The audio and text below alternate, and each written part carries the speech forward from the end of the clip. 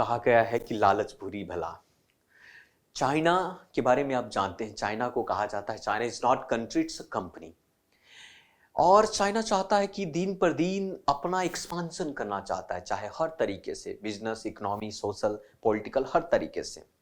ऐसी स्थिति में चाइना जिस प्रकार से क्लेम करता है, जैसे भारत के केस में आप अगर बात करें, जापान के केस में बात करें, ताइवान को लेकर बात करें, तो कहीं ना कहीं वो देश जो शांत हैं, जो नहीं चाहते हैं कि अपनी मिलिट्री का एक्सपांशन करे, आज वो देश भी वो चाहते हैं कि अपनी मिलिट्री का एक्सपांशन करे।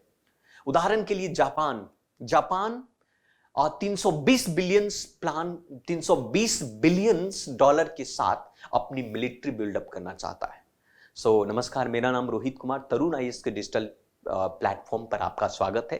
तो शुरू करते हैं आज के कुछ पॉइंट जो जापान से संबंधित है। जैसा कि आप देख रहे हैं कि जापान 320 बिलियन का उन्होंने प्लान तैयार किया है। 5 वर्षों के अंदर दुनिया का तीसरा सबसे बड़ा मिलिट्री पावर वो बनाना चाहता है। और इसके पीछे रीजन क्या है, आखिर क्यों चाहता है कि जापान अपने आप को आर्मी बेस्ड के आधार पर, मिलिट्री के बेस के आधार पर सुपर पावर बनना चाहता है? इसके पीछे का संदर्भ क्या है, इसके बैकग्राउंड में क्या है, आखिर जापान ऐसा क्यों कर रहा है, आज इसके बारे में हम जानेंगे और समझेंगे। तो सबसे पहला न्यूज के पॉइंट ऑफ व्यू से अगर आप देखें तो यह है कि जापान अपने आप को मिलिट्री, या आप कह सकते हैं from the long time post war Pacific approach, Japan unveil a 320 billion USD plan for the military buildup, है ना। और ये चाहता है largest since the second world war. Second world war के बाद जब द्वितीय विश्व युद्ध की समाप्ति हुई, हिरोशिमा और नागासाकी पर बम जब गिराए गए 6 अगस्त और 9 अगस्त के बाद, जापान अपने आप को सरेंडर करता है। और फिर जिस प्रकार से तबाही मची उस देश के अंदर में, उसने डिसाइड किया कि हम मिलिट्री का एक्सपांशन नहीं करेंगे, अपनी सोवर्निटी को बनाने के लिए शांत और सभ्य बनाकर रखेंगे, लेकिन मिलिट्री का एक्सपांशन नहीं करेंगे। लेकिन जिस प्रकार से सिचुएशन आज आ गए हैं, जिस प्रकार से आज विश्व के अंदर में जो सिचुएशन उत्पन्न हो रहे हैं, जो परिस्थिति उत्पन्न हो रही है, उस परिस्थिति को मद्देनजर रखते हुए जापान भी चाहता है कि अपनी मिलिट्री को एक्सपांशन करे। तो उन्होंने 5 साल का प्लान तैयार किया, और 5 साल के प्लान में उन्होंने कहा कि हम 320 बिलियन डॉलर अपने मिलिट्री एक्सपांशन और बिल्डअप पर हम खर्चा करने वाले हैं। उन्होंने कहा कि हम जापान को दुनिया का तीसरा सबसे बड़ी मिलिट्री पावर हम बनाने जा रहे हैं। पहले नंबर पर यूएसए, दूसरे पर चाइना और तीसरे नंबर पर जापान होगा। अब जापान ऐसा क्यों कर रहा है, इसकी बात करते हैं। तो इसने कहा कि this comes after the cabinet led by prime minister Kishida Fumio approved Japan 3 important security document. 3 सबसे महत्वपूर्ण सुरक्षा से संबंधित दस्तावेज को पेश करते हुए जापान के प्रधानमंत्री ने अपने आप को, उन्होंने कहा कि आज अब जरूरत है कि जापान को मिलिट्री पावर में भी आगे किया जाए। लेकिन सवाल यहां पर उत्पन्न होता है कि जापान के कुछ आर्टिकल्स और उस राष्ट्र के आर्टिकल्स इस बात पर चर्चा करते हैं कि भाई जापान मिलिट्री में एक्सपांशन तो नहीं करेगा। लेकिन अब प्रश्न आपके मन में और क्वेश्चन में यह आता है कि why is Japan planning build up it's military, आखिर ये मिलिट्री क्यों करना चाहता है? तो इसके पीछे कारण सबसे पहले दिया जाता है कि Japanese government is a concerned with the growing threat in the region।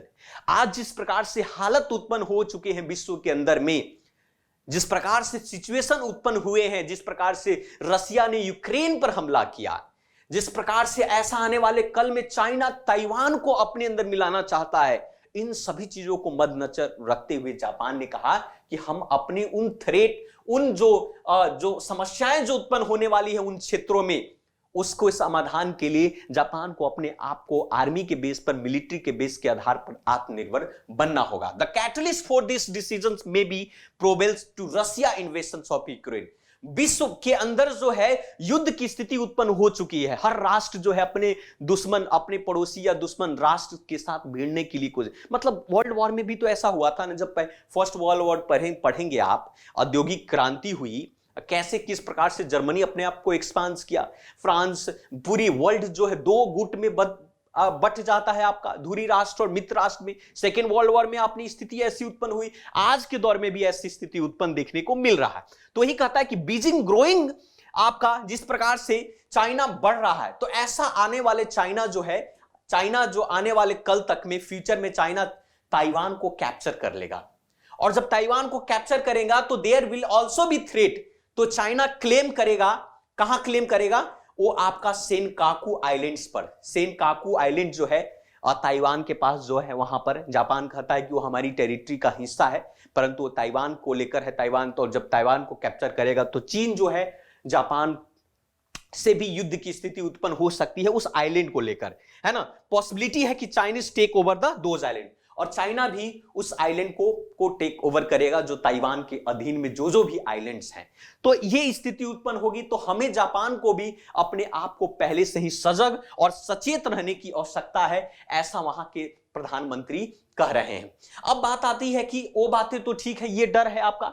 अब रीजन है कि why Japan military buildup be significant, आखिर क्या कारण है कि जापान इसके लिए सबसे महत्वपूर्ण है आज के दौर में।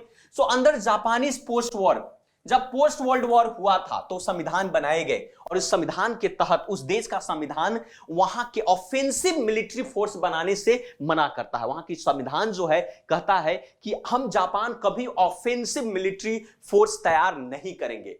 लेकिन आर्टिकल 9 कहता है, वहां उस राष्ट्र का आर्टिकल 9 कहता है कि Japanese people for ever denounce war, Japan के लोग हैं हमेशा के लिए, सदा के लिए युद्ध से बाहर हो जाएंगे और कभी युद्ध का साथ नहीं देंगे as a sovereignty rights of the nation. अगर राष्ट्र की संप्रभुता को लेकर आएगा, उन्होंने यह भी कहा कि यूज ऑफ फोर्स थ्रेट की बात अगर कही जाए, इसका मतलब यह है कि अंतरराष्ट्रीय डिस्प्यूट सेटल करेंगे, मिलकर बातें करेंगे, लेकिन युद्ध के पक्ष में नहीं होंगे, क्योंकि जिस प्रकार से सेकेंड वर्ल्ड वॉर में जापान की स्थिति उत्पन्न हुई थी, वो नहीं चाहेगा कि मानवता में फिर से दोबारा इस प्रकार की स्थिति उत्पन्न हो। फिर भी अगर सिचुएशन उत्पन्न होता है, ऐसी सिचुएशन स्लाइटली अगर या उससे ज्यादा उत्पन्न होता है या कॉम्प्लेक्स होता है, तो जापान कंसिस्टेंटली वो चाहेगा कि वो अपनी सिक्योरिटी पॉलिसी में चेंज करेगा, अमेंडमेंट करेगा, अपनी मिलिट्री कैपेबिलिटी को इनहांस करेगा और बाहर के राष्ट्रों से बचने के लिए अपने आप को बचाव करेगा, ऐसा उनके आर्टिकल्स में कहा गया है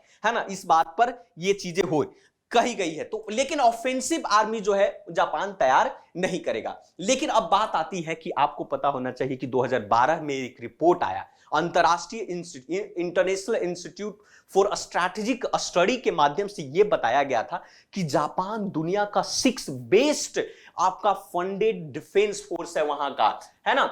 दुनिया का 6 सबसे बड़ा डिफेंस फोर्सेस है वहां का, वर्ल्ड का दुनिया का 6 सबसे बड़ा आप कह सकते हैं। फिर भी जापान को एक नई स्ट्रैटेजी लाने की आवश्यकता है, ताकि उसके राष्ट्र को उस करंट डिफेंस कैपेबिलिटी है, लेकिन वो करंट डिफेंस जो कैपेबिलिटी है वो काफी नहीं होगा, क्योंकि जो बाहर वाले राष्ट्र हैं जो है वो काफी मजबूत हैं और थोड़ा ज्यादा लालची है, तो कुछ भी कर सकता है। इसलिए जापान को बेहतर स्टेप लेने की जरूरत है। That's why Japan is planning to boost up a long range strike capability with the both important and indigenous long range to weapon. So इस बात से इंडिकेट, आपको यह भी पता होगा कि Japan, this indicates that Japan's planning to maintain close tie with the United States और other linked mind country। Japan अपने आप को धीरे, जैसे क्वाड भारत के साथ है, ऑस्ट्रेलिया के साथ है, अब जापान हुआ, है ना, यूएसए हो, जापान अमेरिका के साथ टाई अप कर रहा है, अपने जो लाइक माइंडेड कंट्री है उसके साथ टाई अप करके अपने आप को मजबूत करने की कोशिश कर रहा है। तो ये इससे संबंधित बातें हैं जापान से रिलेटेड। तो ये आज का जो सबसे इंपॉर्टेंट था, महत्वपूर्ण था, और विचार कीजिए, देखते हैं। चाइना तो किसी का है नहीं। तो आज के लिए इतना ही। थैंक यू वेरी मच, मिलते हैं फिर से दूसरे वीडियो।